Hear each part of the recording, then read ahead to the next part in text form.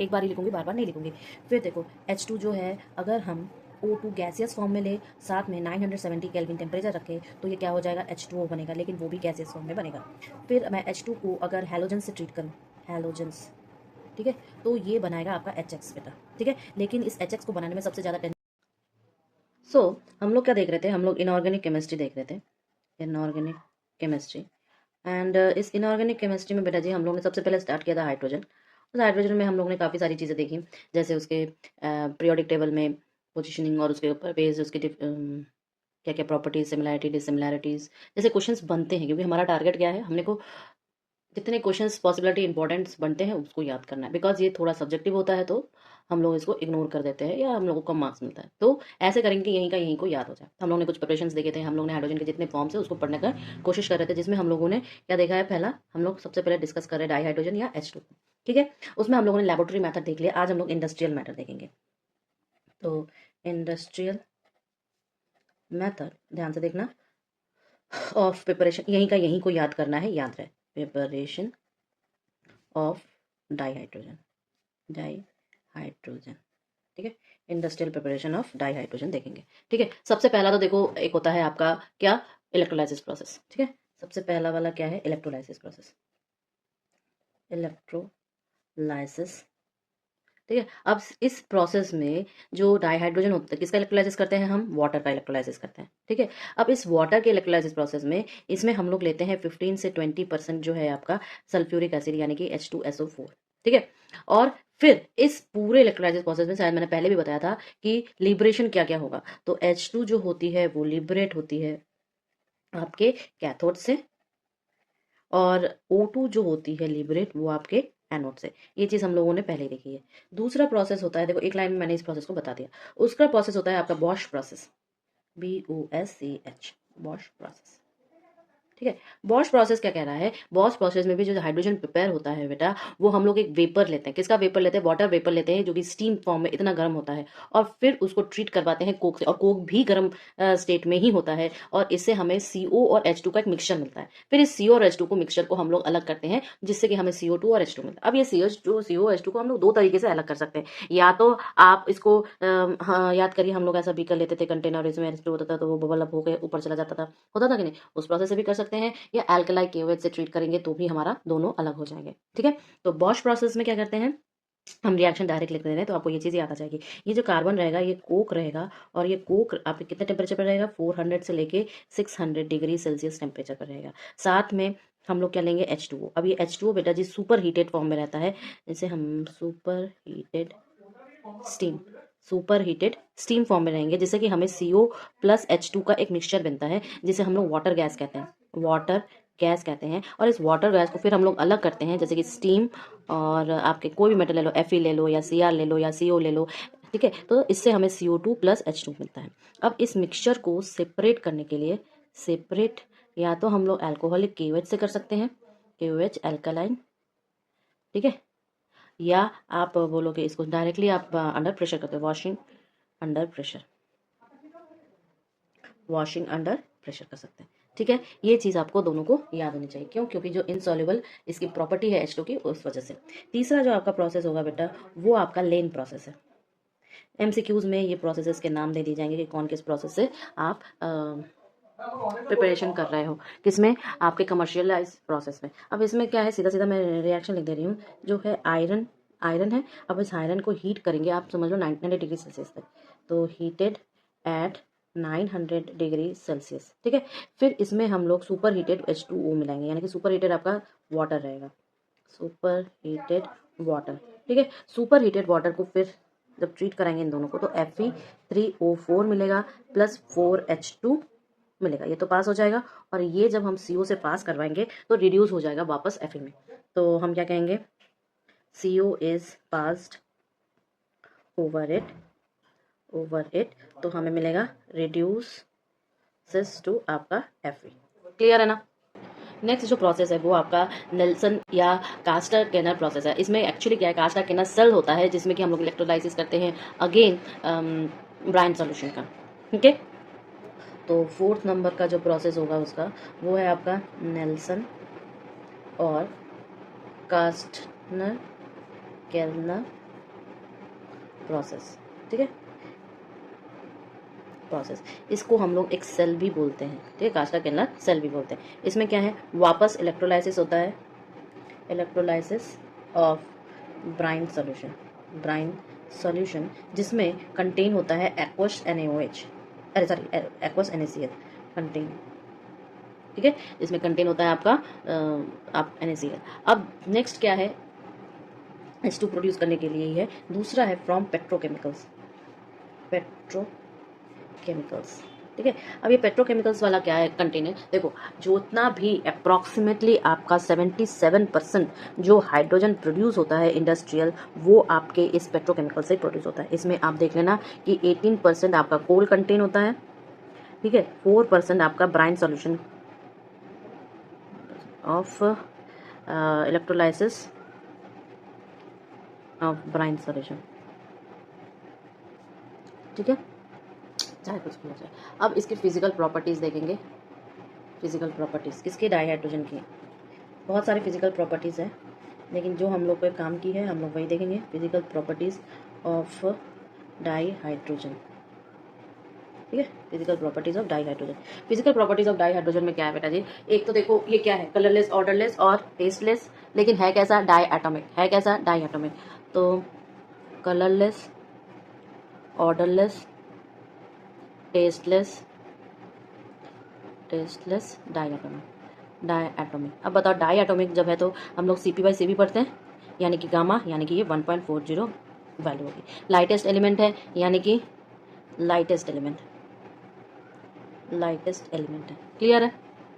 लेकिन एक चीज़ और मैं कहूँगी कि ये जो है नॉन पोलर होता है और वेरी वीक इंटरमोलिकुलर फोर्सेस होते हैं इसमें, ठीक है। इसके वजह से जो इसकी मेल्टिंग पॉइंट, दो फोर्स, इंटरमोलिकुलर फोर्स जो है काफ़ी वीक है, इसलिए के वजह से इसका मेल्टिंग पॉइंट या आप बॉइलिंग पॉइंट क्या हो जाएगा, बहुत लो हो जाएगा। तो दूसरे नंबर पर आप बोलोगे कि एक नॉन पोलर है, नॉन पोलर है, ठीक है। साथ ही साथ आप बोलोगे कि जिसके बाद H2 intermolecular forces, molecular forces जो है वीक है, वीक होने के कारण इनका जो मेल्टिंग पॉइंट या बॉइलिंग पॉइंट लो है। हो गया खत्म, और कुछ नहीं करना है याद हमें। नेक्स्ट ऑब्वियस ही बात है, इनका जो क्रिटिकल टेम्परेचर, इनको सॉलिडिफाइड कर सकते हैं, इनको लिक्विफाइड कर सकते हैं, ठीक है, क्रिटिकल टेम्परेचर्स। और साथ ही साथ ये एब्सॉर्ब हो जाते हैं, ठीक है।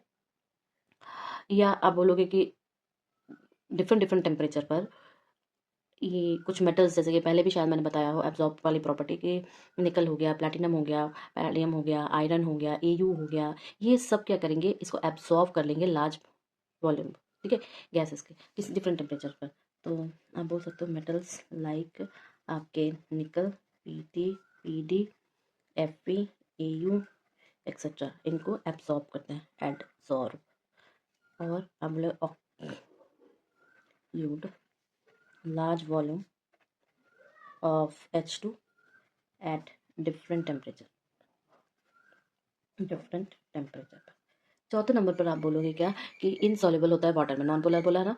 अब साथ ही साथ जो बॉन्डिंग फोर्स होती है H2 मॉलिक्यूल की, वो बहुत ज़्यादा स्ट्रांग होती है, इसलिए वो थर्मली स्टेबल बनाता है, ठीक है।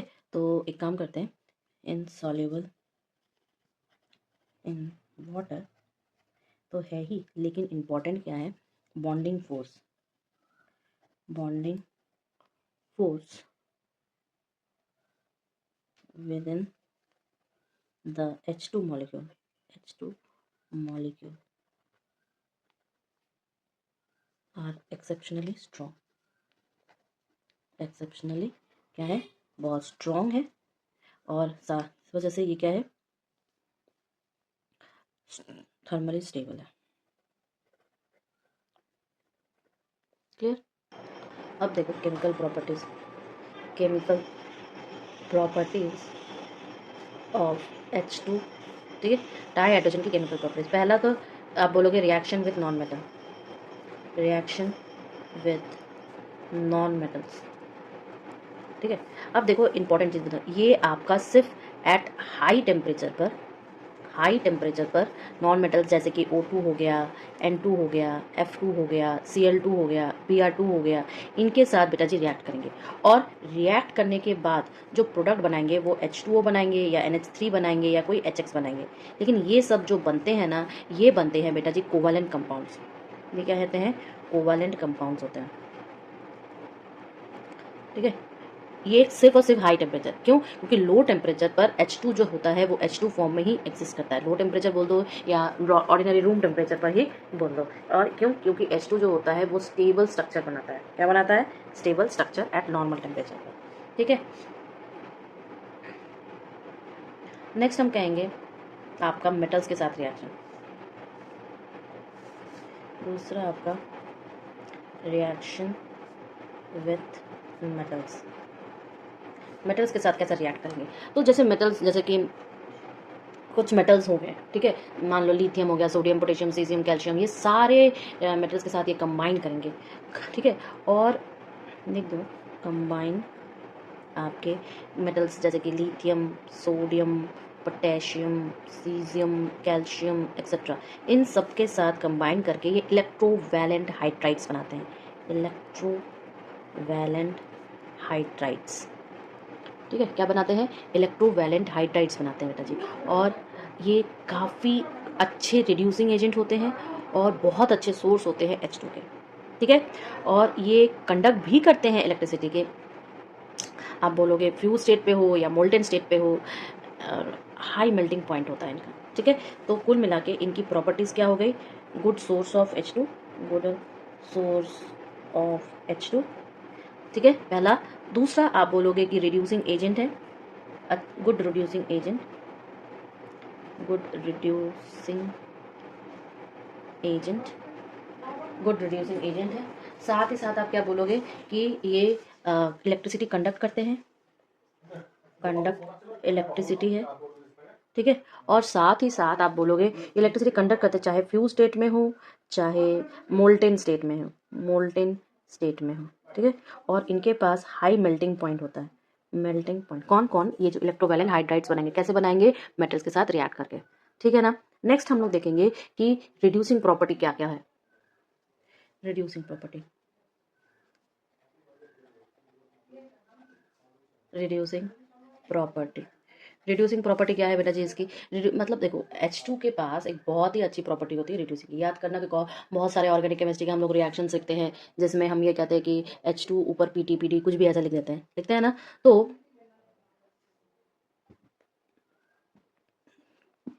जैसे कि सॉरी, H2 की प्रॉपर्टी होती है क्या? कि reduce the oxides of less electropositive elements. ठीक है, जैसे कि आपके कॉपर हो गए। ठीक है, जैसे CuO प्लस H2 को यूज़ करेंगे Cu प्लस H2 में। ठीक है, या आप बोलोगे Fe3O4 प्लस 4H2 को रिड्यूस करेगा 3Fe प्लस 4H। कुछ नहीं, आप लोग के डिफरेंट डिफरेंट बैच को पढ़ाते पढ़ाते मेरे को भी याद हो जाता है, तो आपको क्यों नहीं याद होगा? हम लोग को तो कितनी सारी चीज़ें याद रखनी पड़ती है। और कैसे याद हो जाता है? लिखते लिखते दिमाग में ना कोई चीज़ ऐसी सेटल करो ना कि वो चीज़ आपके दिमाग में स्कैन हो जाए। जब पूरे कंसंट्रेशन से आप किसी चीज़ को करोगे तो ऐसा हो ही नहीं सकता कि वो चीज़ें स्कैन ना हो। आप देख सकते हो मेरे हाथ में यहाँ पर और यहाँ पर पेन को पकड़ते पकड़ते ये ऐसा हो चुका है। ठीक है, ये देखिए, ये कंटिन्यूसली ये निशान कभी नहीं जाता है। Why? Because of this writing habit. तीसरे पे हम कहेंगे कि जैसे कि देखो कुछ आपके जो क्लोराइड्स होते हैं उनको भी रिड्यूस करता है। तो आप बोलोगे रिड्यूसेस सम क्लोराइड्स, सम क्लोराइड्स। ठीक है, जैसे कि आप मान लो कि 2AgCl बनाया प्लस H2 दे रहा है आपके 2Ag प्लस 2HCl। ठीक है, लेकिन एक बात बहुत ध्यान से रखना कि जितने भी आपके एल्कलाई हो गए या एल्कलाइन अर्थ मेटल हो गए, इन सबको ये रिड्यूस नहीं करते हैं। तो इम्पॉर्टेंट नोट बना के मैं लिख दे रही हूँ, नेवर रिड्यूसेस आपके एल्कलाइन और एल्कलाइन अर्थ मेटल। ठीक है, एल्कलाइन और एल्कलाइन अर्थ मेटल। अब ये मेटल ऑक्साइड के साथ कैसे रिएक्ट करेंगे? Reaction with metal oxides. Metal oxides के साथ कैसे रिएक्ट, देखो इसकी एक लंबी श्रृंखला है। जैसे कि अभी अभी मैंने किसके साथ रिएक्ट करवाया, ये दोनों मेटल ही तो है, ये दोनों मेटल ही तो है, तो ये मेटल ऑक्साइड ही हुआ, मेटल ऑक्साइड ही हुआ। तो इसके बहुत सारे रिएक्शन है बेटा जी, एकदम लगातार मेटल ऑक्साइड्स के, आपको मतलब यू कांट इमेजिन। जैसे कि मान लो कि H2 गैस, सिंपल सा मैं आपको बता दूं, ये ऊपर इसका रिएक्शन ही है मेटल ऑक्साइड्स का, तो ये मेटल ऑक्साइड्स को भी रिएक्ट करवाते हैं। लेकिन अगर ओवरऑल कोई बोले कि आपके डाई हाइड्रोजन के क्या क्या रिएक्शंस हो सकते हैं, तो ये H2 से एटॉमिक H भी बना सकता है, O2 से भी रिएक्ट करता है, हैलोजन से भी रिएक्ट करता है, हीट देने पर मतलब सल्फर से भी रिएक्ट करता है, नाइट्रोजन से भी रिएक्ट करता है, हाई प्रेशर CO से भी रिएक्ट करता है। आपके मतलब पेट्रोकेमिकल्स वाला साइड पे भी जा सकते हो आप। एक्टिव मेटल से आयनिक हाइड्राइड्स भी बनाता है, इंटरस्टिशियल हाइड्राइड्स भी बनाता है, मेटल हाइड्राइड ऑक्साइड्स भी बनाता है, अनसैचुरेटेड हाइड्रोकार्बन्स भी को भी सैचुरेट में चेंज कर देता है, वेजिटेबल ऑयल में यूज होता है, कार्बन को CH4 में बदल देता है, इलेक्ट्रिक आर्क लगा के C2H2 बना देता है। मतलब इसकी अपार है। ठीक है, ये मैं पहले यूज़ बता दूं आपको, इसके बाद मैं इसके ओवरऑल रिएक्शंस बता दूंगी। ठीक है, क्लियर। तो यूज़ में सबसे पहला तो हम इसको हेबर्स प्रोसेस में यूज़ कर सकते हैं। अब मुझे बताओ हेबर्स प्रोसेस क्या है। हेबर्स प्रोसेस शायद आपने कभी सुना भी होगा कि NH3 के मैन्युफैक्चर के लिए होता है, मैन्युफैक्चर। ठीक है, दूसरा आपके हाइड्रोकार्बन्स और उसके डेरिवेटिव्स के प्रिपरेशन, मैन्युफैक्चर के लिए, manufacture of hydrocarbons and their derivatives clear है ना। ये उसके मैन्युफैक्चर्स लिए काफ़ी ज़रूरी है। साथ ही साथ आप बोलोगे मैन्युफैक्चर ऑफ HCl और मेटल हाइड्राइड्स जैसे, फिर आपके रिड्यूस करेंगे हैवी मेटल ऑक्साइड्स। ठीक है, मेटलर्जिकल प्रोसेस में। सो 4th नंबर पर रिड्यूसेस आपके हैवी मेटल ऑक्साइड्स। ठीक है, फिर आपका जैसे कटिंग की जाती है, वेल्डिंग की जाती है, उसमें भी आपके हाइड्रोजन या ऑक्सी एटॉमिक हाइड्रोजन यूज़ करते हैं। फिर आपके 5वें नंबर पर आप बोल सकते हो बहुत अच्छा फ्यूल है। ठीक है, क्योंकि ये पॉल्यूशन रिड्यूस करता है। पॉल्यूशन आपने शायद हाइड्रोजन वाली कार सुनी होगी या हाइड्रोजन वाली ट्रेन सुने होंगे। तो ये क्यों है, बिकॉज फ्यूल, मैं फ्यूल वाला पार्ट पहले लिखूंगी, as a very good fuel because it does not cause any pollution,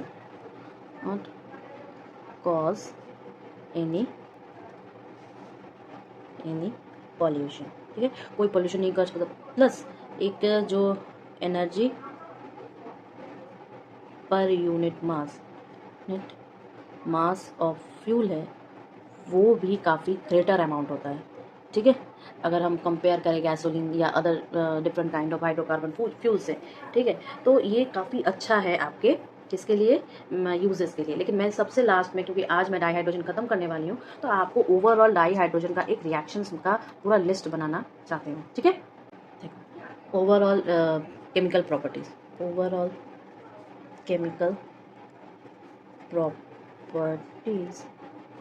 of di hydrogen. ठीक है, ओवरऑल जो है इसका क्या है, पहला देखो, हाइड्रोजन जो है वो अगर 2000 केल्विन पर रिएक्ट कर रहा है तो ये एटॉमिक हाइड्रोजन 2H बनाएगा, लेकिन गैसियस फॉर्म में बनाएगा। ठीक है, और ये यहाँ पर गैसियस फॉर्म में ही एग्जिस्ट कर रहा है। एक बार ही लिखूंगी, बार बार नहीं लिखूंगी। फिर देखो H2 जो है, अगर हम O2 गैसियस फॉर्म में ले, साथ में 970 केल्विन टेम्परेचर रखे, तो ये क्या हो जाएगा, H2O बनेगा, लेकिन वो भी गैसियस फॉर्म में बनेगा। फिर मैं H2 को अगर हैलोजन से ट्रीट करूँ, हैलोजन्स, ठीक है, तो ये बनाएगा आपका HX बेटा। ठीक है, लेकिन इस HX को बनाने में सबसे ज़्यादा टेंडेंसी आपकी F2 की होगी, फिर Cl2 की होगी, फिर Br2 की होगी, फिर आपकी I2 की होगी। ठीक है, फिर ये H2 जो है ये आपका S, अब सल्फर जो है वो लिक्विड फॉर्म में रहेगा और यहाँ पर मैं हीट करूँगी। ठीक है, तो ये H2S गैस बनाएगा। याद रखना, आप लोग एक्सपेरिमेंट में H2 गैस यूज़ करते हो, it is worst kind of smell. ठीक है, फिर आप क्या करोगे, इस H2 गैस को N2 से ट्रीट कराओगे, N2 भी गैसियस स्टेट में रहेगा, प्लस आपका कैटलिस्ट रहेगा, हम लोगों ने अभी देखा था ये वाला रिएक्शन। तो ये NH3 बनाएगा, लेकिन गैसियस फॉर्म में रहेगा। फिर आपका जो H2 है बेटा जी, अगर हम उसको हाई टेम्परेचर और प्रेशर दें, हाई टेम्परेचर एंड प्रेशर दें और CO को हम एक गैसियस फॉर्म में दें तो देखो हमारे पास क्या बनेगा, HCHO या CH3OH या CH4। ठीक है, ये कंडीशन कैसे प्रोवाइड की गई है उसके हिसाब से, डिपेंडिंग ऑन कंडीशंस। ठीक है, इसके बाद वापस आओ, H2 गैस को अगर मैं किसी कैटलिस्ट पर दूं, हाई टेम्परेचर पर दूं, या ये सारा का सारा जो है ना ये बनाएगा। ठीक है, लेकिन ये जो कंडीशंस हैं आपके, ये जो कंडीशंस हैं आपके, ये बहुत ज़रूरी है। सेम टू सेम अगर मैं किसी एक्टिव मेटल्स को बनाऊं तो हमारे पास आयनिक हाइड्राइड्स बन जाएगा। जैसे कि मैं कोई कैटलिस्ट प्रोवाइड करवाऊं, मैं हाई प्रेशर प्रोवाइड करवाऊं, साथ में मैं हाई टेम्परेचर प्रोवाइड करवाऊं, और साथ में हमारे पास कोई एक्टिव मेटल्स हो, एक्टिव मेटल्स हो। ठीक है, तो इससे मेरा क्या बनेगा, आयनिक हाइड्राइड्स बनेगा। आयनिक हाइड्राइड्स याद करिए, मैं अभी हाइड्राइड्स के बारे में बताया था आपको। इसके बाद अगर मैंने कोई ट्रांजिशन या इनर ट्रांजिशन एलिमेंट्स बनाया दिया, ट्रांजिशन या इनर ट्रांजिशन या इनर ट्रांजिशन एलिमेंट लिया तो क्या हो जाएगा, इंटरस्टिशियल हाइड्राइड्स बनेंगे। कैसे हाइड्राइड्स बनेंगे, इंटरस्टिशियल हाइड्राइड्स बनेंगे। ठीक है, इसके बाद देखो, अगर मैंने किसी H2 को कोई मेटल ऑक्साइड से हीट किया, मेटल ऑक्साइड से क्या किया, हीट किया, हीट करने पर मुझे क्या मिला, मेटल मिला। ठीक है, जैसे अभी मैंने देखा था एग्जांपल के तौर पे हम लोगों ने क्या क्या लिया था, CuZn Pb एंड आपके Fa। ठीक है, फिर इसी H2 को अगर मैं कोई अनसैचुरेटेड हाइड्रोकार्बन और कैटालिस्ट से चेंज कर, तो मैं सैचुरेटेड में चेंज करवा देती हूँ। तो अनसैचुरेटेड आपके हाइड्रोकार्बन साथ में कैटालिस्ट, सो सैचुरेटेड हाइड्रोकार्बन्स में चेंज हो जाता है, सैचुरेटेड हाइड्रोकार्बन में चेंज हो जाता है। फिर मैं कोई H2 वेजिटेबल ऑयल प्लस कोई कैटालिस्ट लो तो ये किस में चेंज हो जाएगा, आपके हीट भी करना पड़ेगा। ठीक है,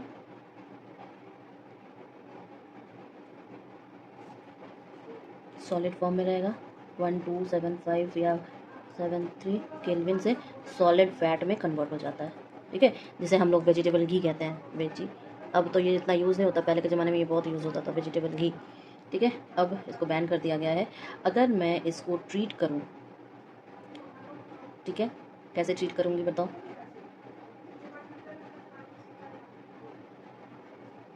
इलेक्ट्रिक आर्क से, C जो है सॉलिड फॉर्म में रहेगा, इलेक्ट्रिक आर्क रहेगी और 2773 केल्विन टेम्परेचर रहेगा, तो आपको C2H2 गैस मिलेगी। ठीक है ना, सॉलिड फैट में चेंज करेगा। इससे भी ये जो पार्ट है ना, ये अगर हम सिंपली अटैक करवाएं आपके, तो आपको CH4 गैस भी मिलेगा, सिंपली H2 से ट्रीट करवाएं तो। ठीक है, और वेजिटेबल ऑयल कैसे लेते हैं, सॉलिड फैट वेजिटेबल घी भी मिलेगा, ये भी आपका है। ठीक है ना, समझ में आ गया। So these are very important properties of किसके, डाईहाइड्रोजन के।